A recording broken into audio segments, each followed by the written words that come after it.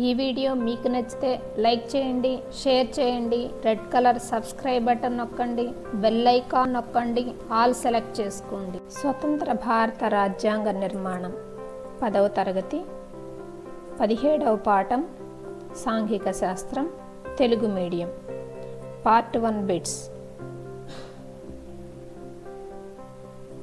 1959లో నేపాల్లో ఏ రాజు జారీ చేసిన కొత్త రాజ్యాంగం ప్రకారం తొలి ఎన్నికలు జరిగాయి? రాజేంద్ర, జ్ఞానేంద్ర, సురేంద్ర, మహేంద్ర. Correct answer Mahendra. ఏ సంవత్సరం జరిగిన ఎన్నికల్లో నేపాల్ కాంగ్రెస్ పార్టీ అధికారంలోకి వచ్చింది? 1975, 1985, 2001, 1991. Correct answer 1991. నేపాల్లో రాచరిక ప్రభుత్వాన్ని ఎప్పుడు రద్దు చేశారు? 2007, 1997, 2012, 2000. Correct answer 2007.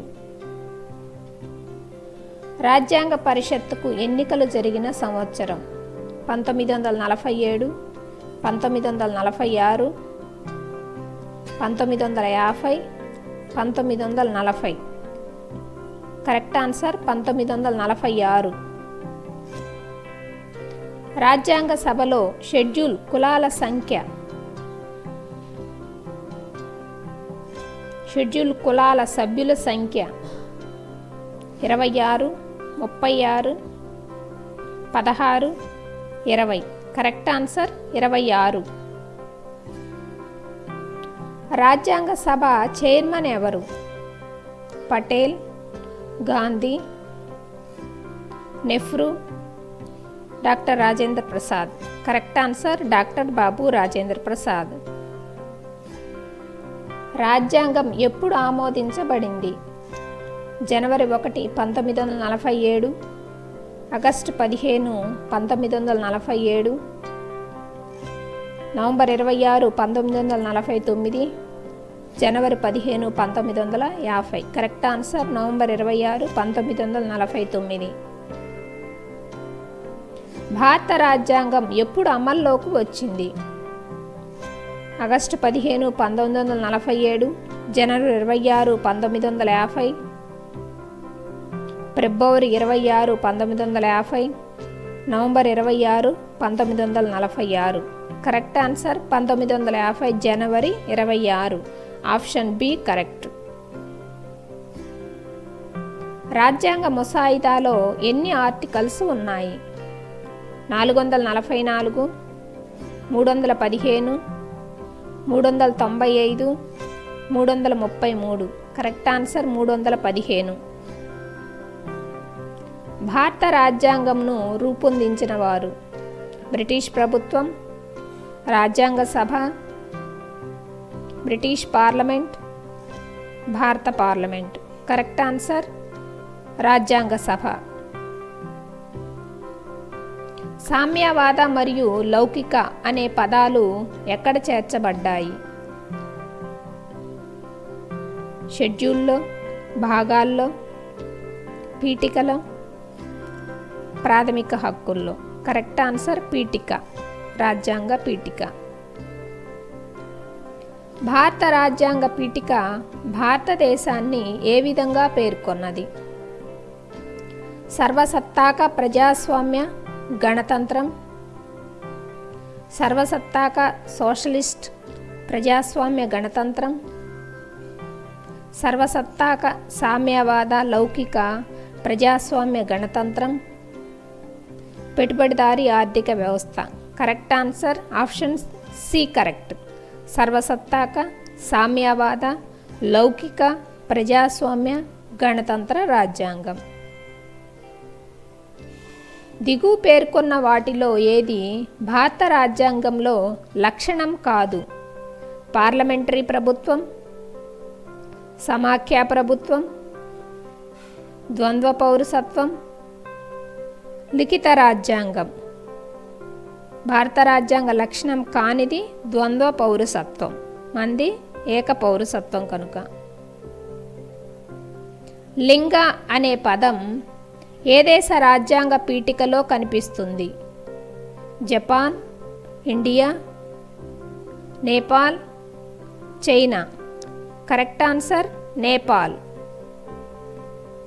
శాంతి కాముకత అనే పదం ఏ దేశ రాజ్యాంగ పీఠికలో కనిపిస్తుంది?